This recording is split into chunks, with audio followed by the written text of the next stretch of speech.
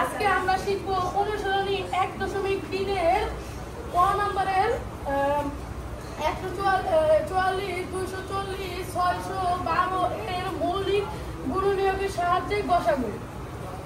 প্রথমে আমরা ক নম্বরের 144 এর গুণনীয়ক বার করব। 144 কে 2 দ্বারা ভাগ যাবে। 2 দ্বারা যদি ভাগ যায় তাহলে এটা 72 বের হবে। 72 আবার 2 দ্বারা ভাগ যাবে। 2 দ্বারা ভাগ যাবে 72 যদি 2 দ্বারা ভাগ যায় তাহলে 36।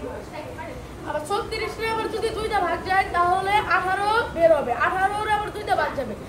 2 দ্বারা ভাগ যাওয়ার পর 18 যদি 2 দ্বারা ভাগ যায় তাহলে বের হবে 9। 9 এ কিন্তু 2 দ্বারা ভাগ যায় না। 2 দ্বারা যদি ভাগ না যায় তাহলে নিতে হবে 3। 3 দ্বারা নিলে তাহলে 3 3 9, এখানে বের হবে 3।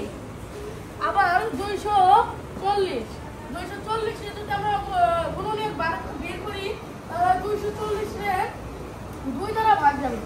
2 দ্বারা ভাগ গেলে 120 হবে। 120 এ আবার 2 দ্বারা ভাগ করলে বের হবে 60। 60 কে 2 দ্বারা ভাগ করলে বের হবে 30। এই 30 কে আবার 2 দ্বারা ভাগ করলে বের হবে 15। এই 15 এ কিন্তু 2 দ্বারা ভাগ যায় না। 2 দ্বারা যদি ভাগ যদি না যায় তাহলে নিতে হবে আমাদের 3। এই 3 যদি 15 তাহলে 3 দিয়ে তাহলে 15 কে ভাগ করতে হবে। 3 15 ভিতর যায় 5 বার। এইটার গুণনীয়ক বার করা শেষ। এবার বের করতে হবে 612। 612 এ 2 দ্বারা ভাগ যাবে। 2 দ্বারা যদি ভাগ যায় তাহলে হবে 306। 306 এ আবার 2 দ্বারা ভাগ করতে হবে। 306 এ 2 দ্বারা ভাগ করলে 135। 135 এ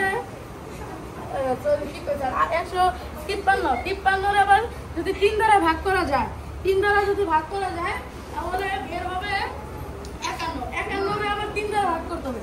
3 দ্বারা ভাগ করলে বের হবে 17। এই তিনটার গুণনীয়ক বের করা শেষ। এখন নিচে লিখতে হবে সুতরাং 144 এর মৌলিক গুণনীয়ক। এই মৌলিক গুণনীয়ক যদি লিখতে হবে এখান থেকে শুরু করে 2 গুণ 2 গুণ 2 গুণ 3 গুণ 3। এই যে আমরা এখানে লিখছি। এরপরে আবার করতে হবে 240 রে আপনারা এখানে কি করে ডট দিতে পারেন। তারপর এটা কি করতে হবে 2 গুণ 2 গুণ 2 গুণ 3 গুণ 5। আবার 612 রে একই ভাবে করতে হবে। এরপর লিখতে হবে সুতরাং 144, 240 এবং 612 এর সাধারণ মৌলিক গুণনীয়ক। সাধারণ ব্যাপারটা কি? সাধারণ ব্যাপারটা হলো কমন, যা সবার ভিতরে থাকে।